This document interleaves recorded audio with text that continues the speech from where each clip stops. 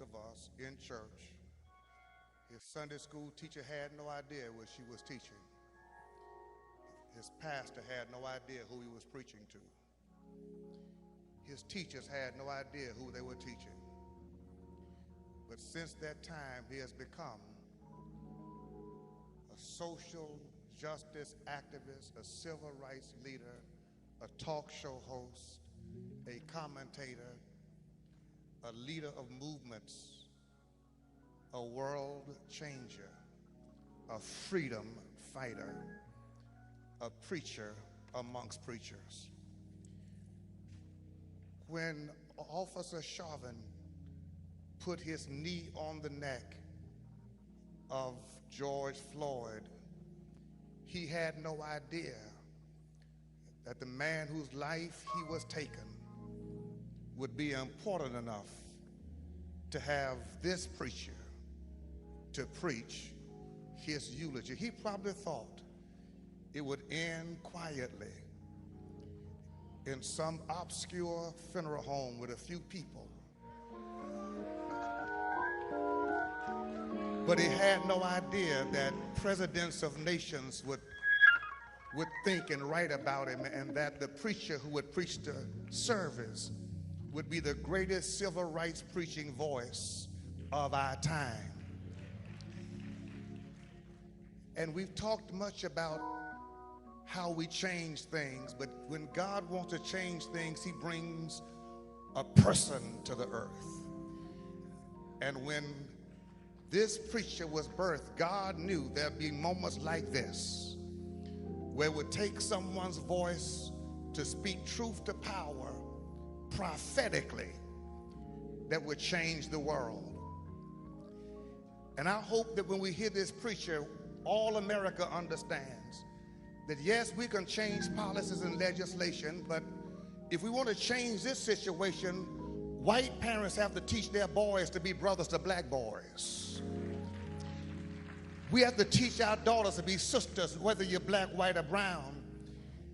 Because when George Floyd was gasping for breath saying, "I can't breathe," he was speaking the language of 400 years of Africans in this country. We couldn't breathe on the slave ships. We couldn't breathe in Jim Crow. We couldn't breathe through segregation. We couldn't breathe through mass incarceration. We couldn't breathe.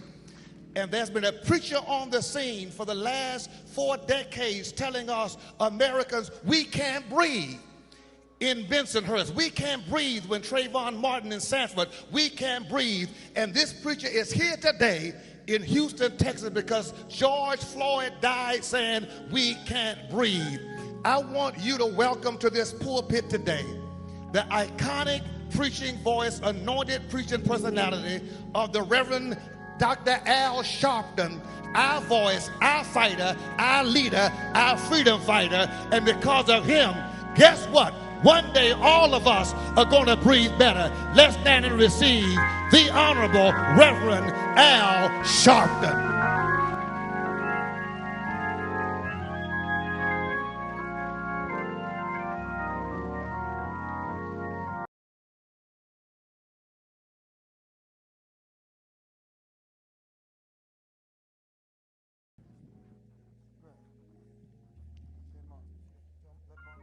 First to this family,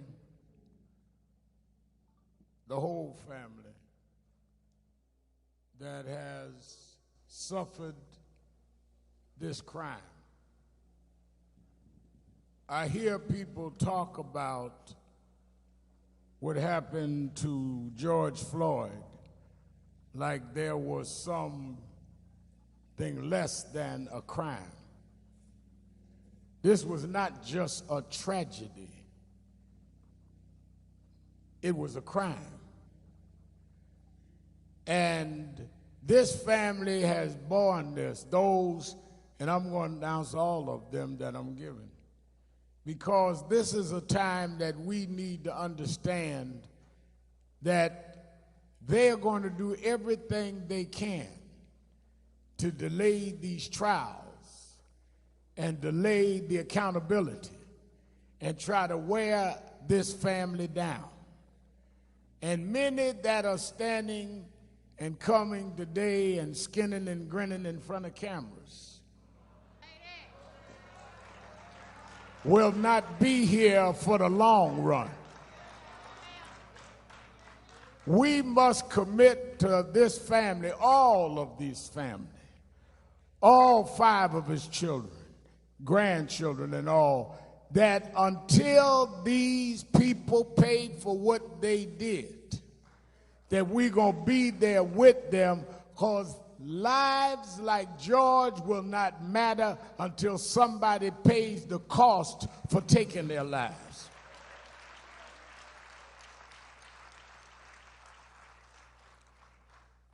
We cannot just act like this is some new way of teaching sociology.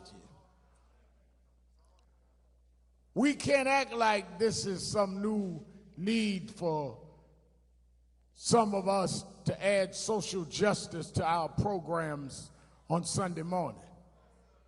There is an intentional neglect to make people pay for taking our lives. If 4 blacks had done to 1 white, if 4 black cops had done to 1 white what was done to George, they wouldn't have to teach no new lessons. They wouldn't have to get corporations to get money. They would send them to jail. And until we know the price for black life is the same as the price for white life, we're going to keep coming back to these situations over and over again. Either the law will work or it won't work. So I want to give honor to the family and a commitment that we're going to be here for the long haul. When the last TV truck is gone, we'll still be here.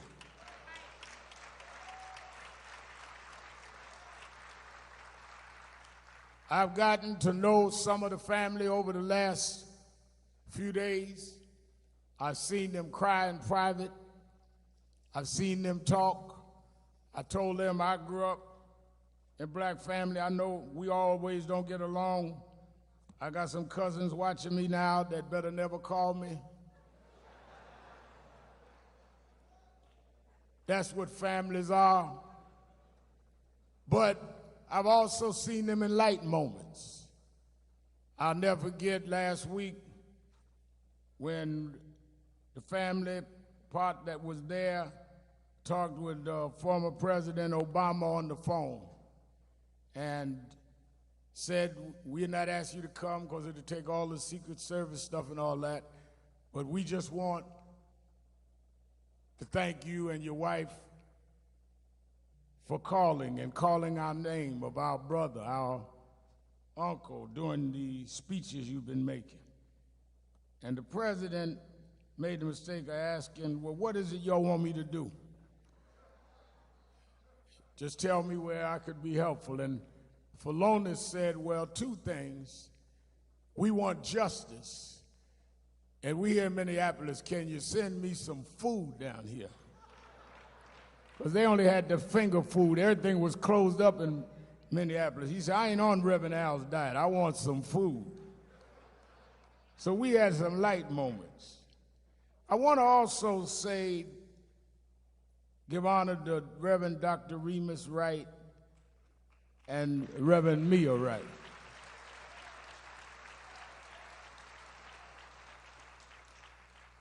For opening the doors of this church and putting their arms around Sabrina and her family at this hour. They know this is going to be controversial in some circles, yet they opened the doors anyway, not knowing what would happen, not knowing how people would behave. And as I spoke with him on the phone and he welcomed his family, I think we are giving them a lot of we should not take them for granted. And I think that they are deserving of a lot of honor. He's a man and she's a woman of courage. We have too many holy punks in the pulpit.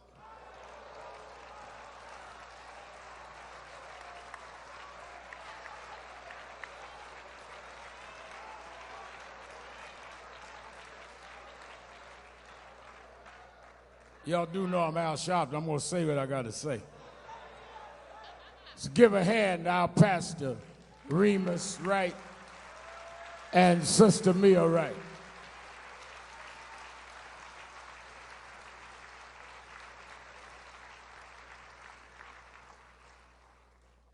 I also want to, and I'm going to get into my eulogy so we can stay on time, but I must recognize Attorney Ben Crump.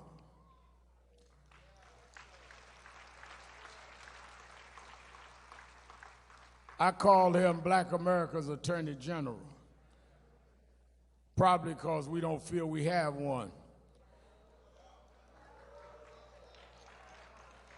Ben Crump has fought and stood for many cases, and he has with him a legal team, I'm sure, that'll be acknowledged, that are here, Brother Stewart, Lee Merritt, and them. We should not take for granted when black lawyers take these cases like Crump has.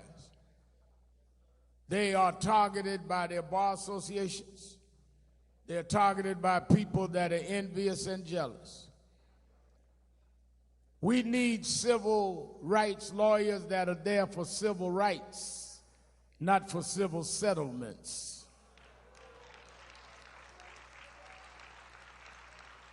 And that's why I give him recognition. I must also recognize several families are here that came at great sacrifice, but they wanted to be here to be part of this because they understand the pain better than anyone because they've gone through the pain.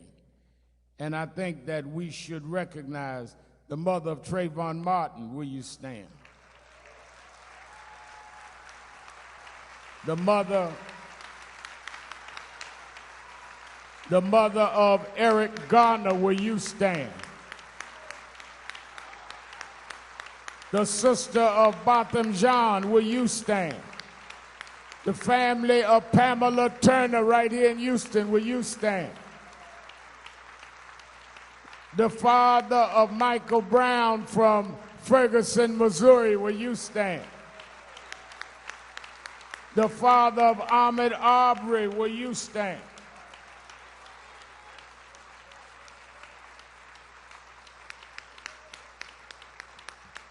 All of these families came to stand with this family because they know better than anyone else the pain they will suffer from the loss that they have gone through.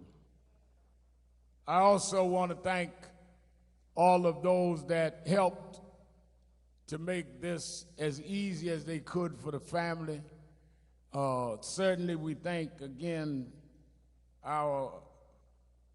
those in the financial and entertainment world that immediately jumped up and said to the family that they wanted to help and make sure that they didn't have to worry about expense. Tyler Perry and Robert Smith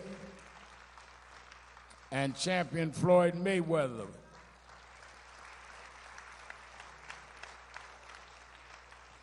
And others that have come, it means a lot because it shows the world the weight of this. Brother Jamie Foxx is with us today. Stand up, Jamie.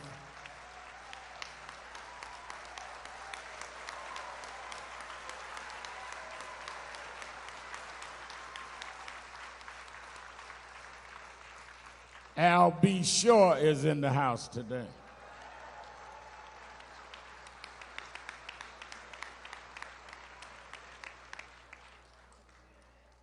So let me get into my message. I got Terrell Owens, everybody's sending me notes. Want you to turn briefly to the book of Ephesians, 6th chapter. Ephesians is 6th chapter, because I think that we need to understand what we're dealing with here.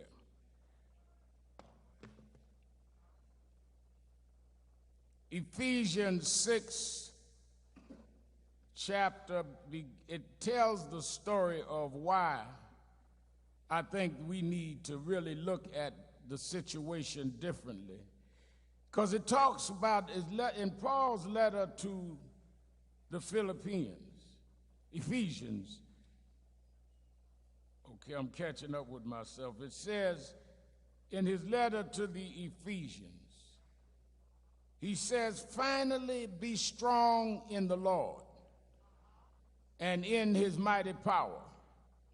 Put on the full armor of God so that you can take your stand against the devil's schemes.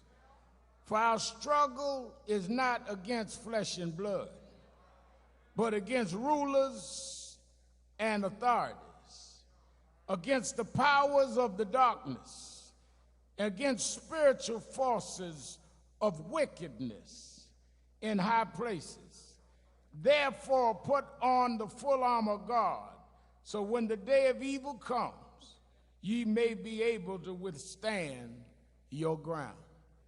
May God add a blessing to the reading of his word. We are not fighting some disconnected incidents.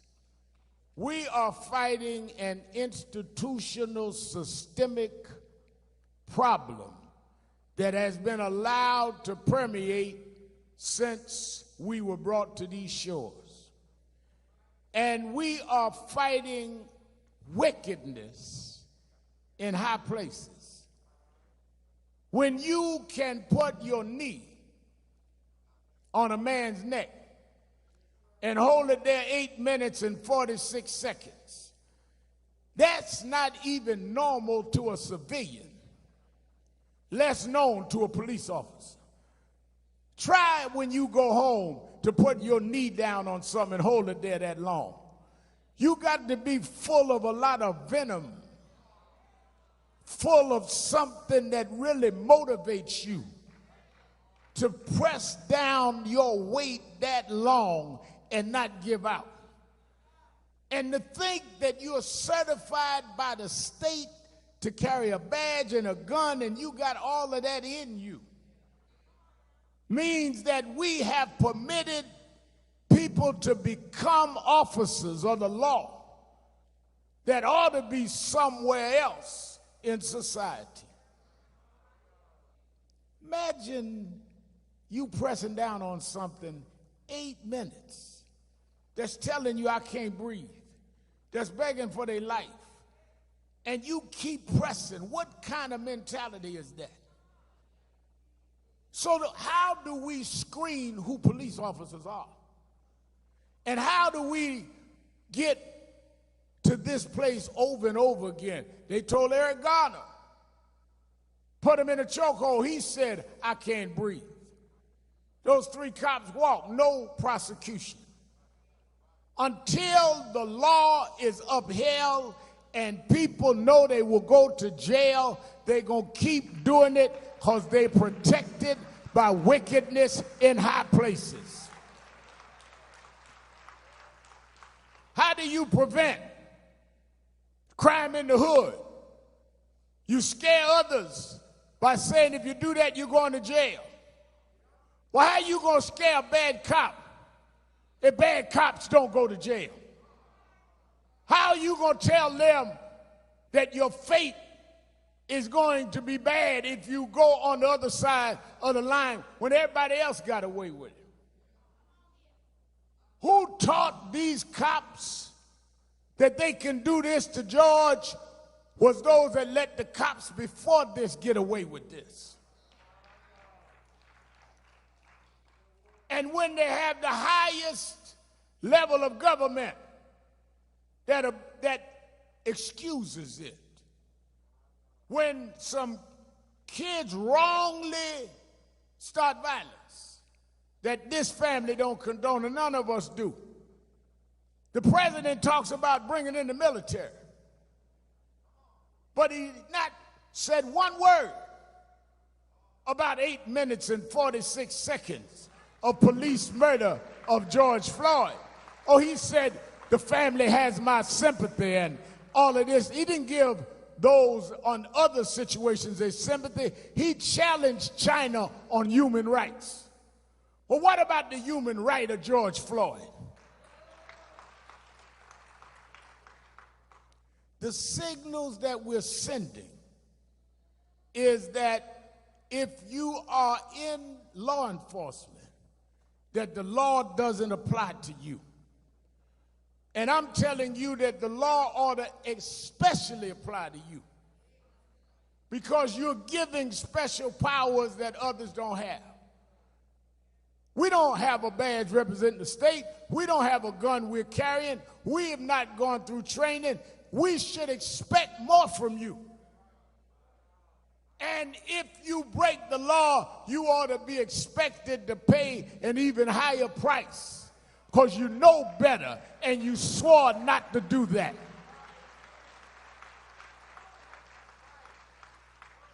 So yeah, it's nice that everybody wants to now study the problem.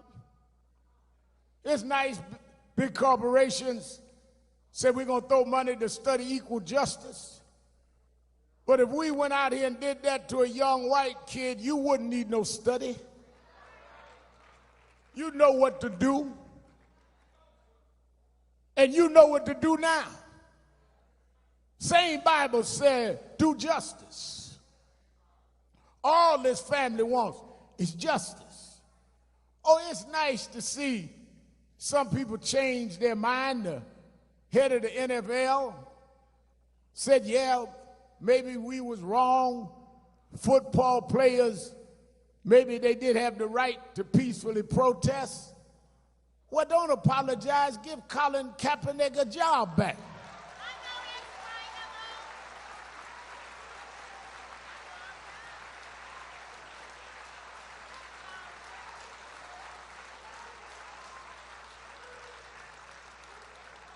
Don't come with some empty apology.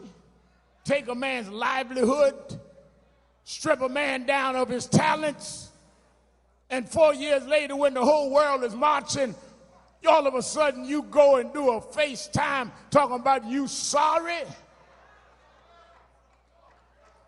Minimizing the value of our lives. You sorry? Then repay the damage you did to the career you stood down, because when Colin took a knee, he took it for the families in this building, and we don't want an apology. We want him repaired.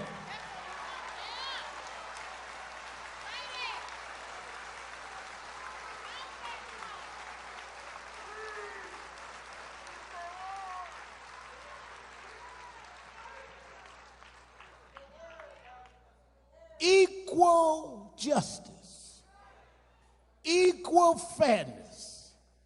We're not anti anybody. We are trying to stop people from being anti us.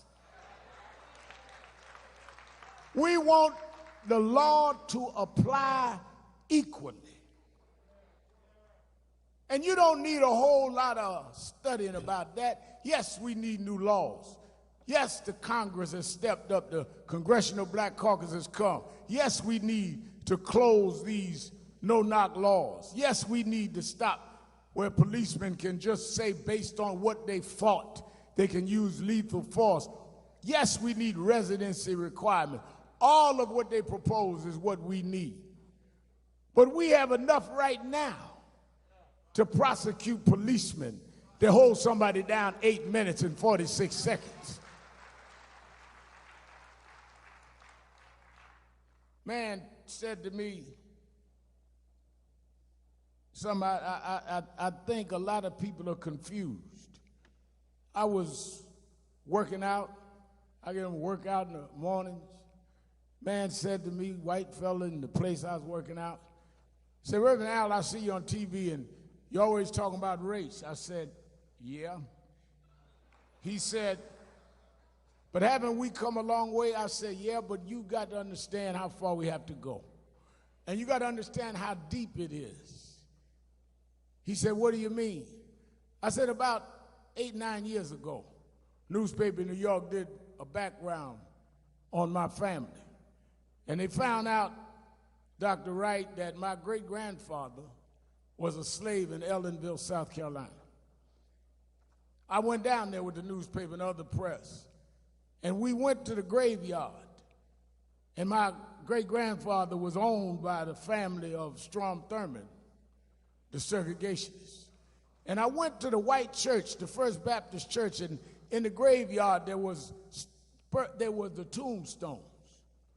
And the whole I'd say about a quarter of the cemetery, the tombstones, Ben Crump, was Thurmands and Sharptons.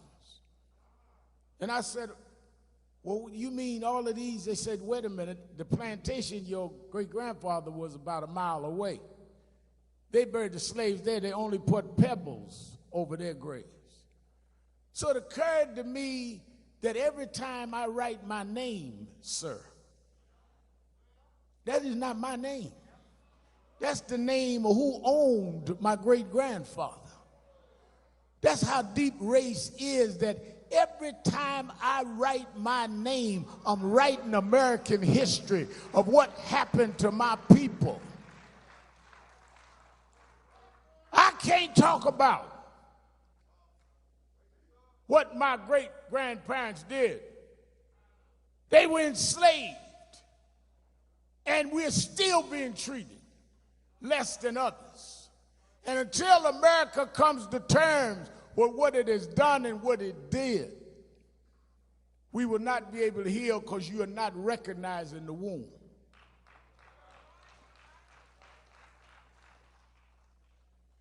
Floyd could have been anybody. But then the reaction was not anything. Because somewhere I read in the Bible that God said he would pour out his spirit among all flesh. And that's why when I heard them talking about, they never thought they'd see young whites marching like they marching now. All over the world, I've seen grandchildren of slave masters tearing down slave master statue over in England and put it in the river. I'll pour out my spirit among all flesh. I've seen whites walking past curfews saying no Black Lives Matter, no justice, no peace. I'll pour out my spirit among all flesh. You have now lived to where you've sown wickedness, and now you have to reap the wrath of those that don't want to be wicked no more. That a man sows, that shall he also reap. So we come because God, in his own way, he always, one of the ministers said it right, God always uses unlikely people to do his will. If George Floyd had been an Ivy League school graduate and one of these ones with a long title, we would have been accused of reacting to his prominence. If he'd been a multimillionaire, they would have said that we were reacting to his wealth. If he had been famous athlete, as he was on the trajectory to be, we would have said we were reacting to his fame. But God took an ordinary brother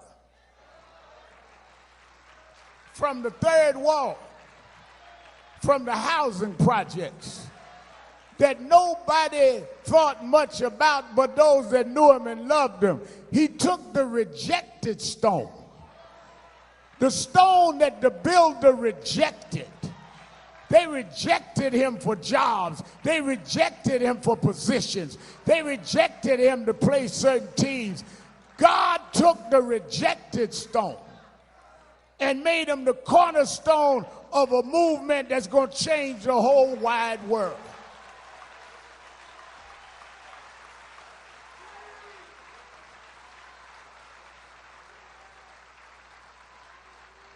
I'm glad he wasn't one of these polished bourgeois brothers, because we'd have still thought we was of no value.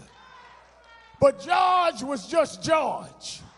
And now you have to understand, if you father any one of us, it's a value to all of us.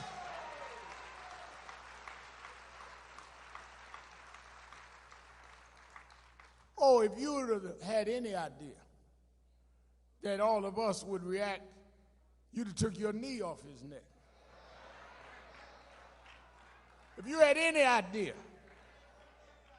that everybody, from those in the third ward to those in Hollywood, would show up in Houston and Minneapolis and in Fayetteville, North Carolina, you'd have took your knee off his neck. If you had any idea that preachers, white and black, was going to line up in a pandemic, when we told to stay inside and we come out and march in the streets at the risk of our health, you'd have took your knee off his neck, because you thought his neck didn't mean nothing. But God made his neck to connect his head to his body, and you have no right to put your knee on that neck.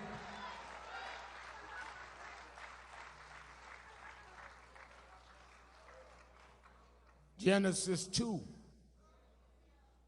said that God formed man. And Jamie, they say he breathed breath, the breath of life, to make him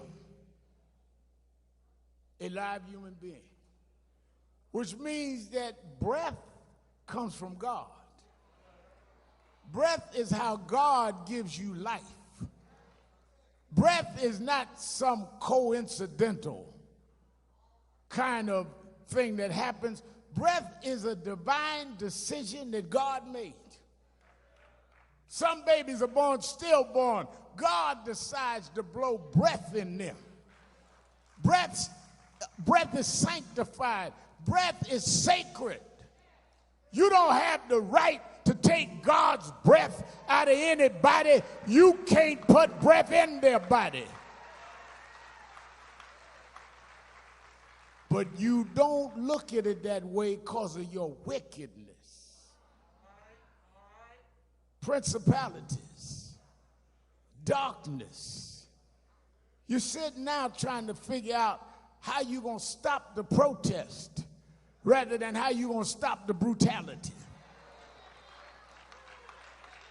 You're calling your cabinet in trying to figure out how it's going to affect your vote rather than how it's going to affect our lives.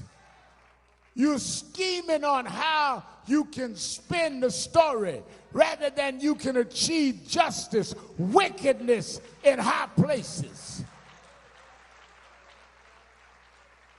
You take rubber bullets and tear gas to clear out peaceful protesters, and then take a Bible and walk in front of a church and use a church as a prop.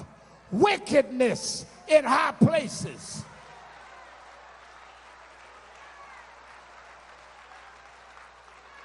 You ain't been walking across that street when the church didn't have the boards up. You wasn't holding up no Bible when Aubrey was killed in Brunswick, when Taylor was killed in Louisville. Wickedness in high places. But God got some people that'll stand up.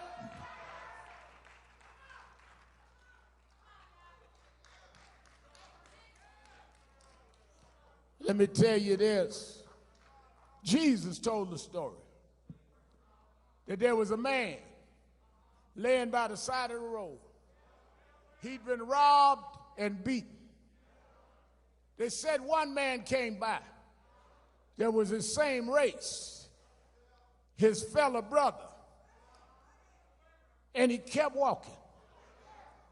Then another man came by that was steeped and well read in the scriptures, knew every scripture, knew how to quote the book back and forward, but he only quoted the book. He never lived by the book.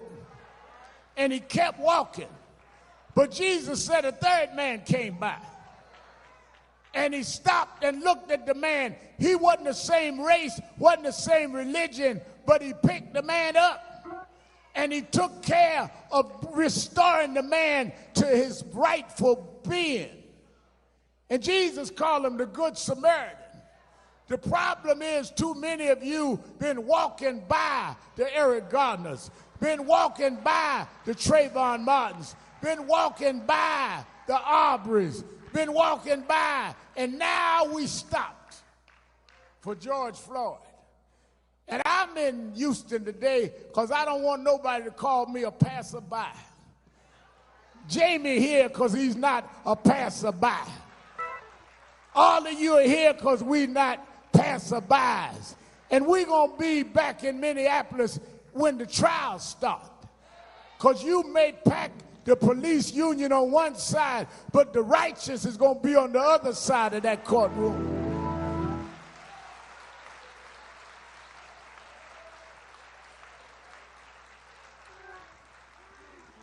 It's time that we reclaim the righteous in this country. Well, Reverend, we don't know if we got the money, we got the political power. Well, we got the vote. And we got something that we had before we had the vote. We had God on our side. That's why when they was even in slavery, they used to have church out in the slave quarters. Because they understood that if they called on God, that God would answer prayer. And the same God that brought us from chattel slavery is still on the throne. The same God that brought us from the back of the bus is still on the throne. The same God that brought us from Jim Crow is still on the throne. And if we're right, he'll fight our battle, and we'll put Georgia's name in history where they say that's the one that they shouldn't have touched. That's the neck they shouldn't have been down on. Because if my people called by my name would humble themselves and pray and seek my face and turn from your wicked way, then you will hear from heaven, I will heal the land.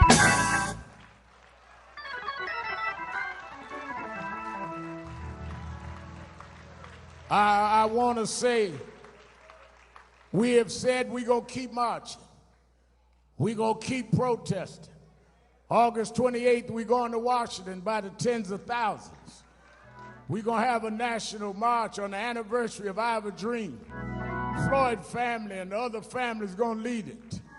But I want to say this before I leave to the Floyd family. Don't ever forget in your darkest hour that be not dismayed. Whatever betide, God will take care of you.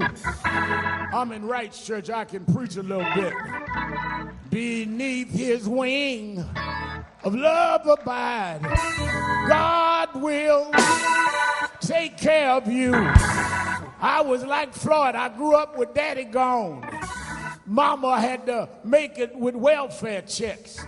I used to go and shop with the food stamps. A lot of folks say that, but the way I know, Phalonis, if you've been on food stamps, is I ask you what color was your food stamps. Because if you don't know the different colors, you just fronting. But I used to slip the little gray slip so my friends wouldn't know I was on food stamps. But Mama told me something I never forgot. She said, he may not be there when you want him, but he's always on time. The Lord will make a way out of no way. And I can tell you 40 years later, he walks with me. He talks with me. He tells me that I'm his own. He's been food when I was hungry. He's been watered when I was thirsty. He's my rock, my sword and shield, my wheel in the middle of the wheel. He's the lily of the valley. the bright and morning star. He woke me up this morning, started me on my way. Yes, yes, yes, yes.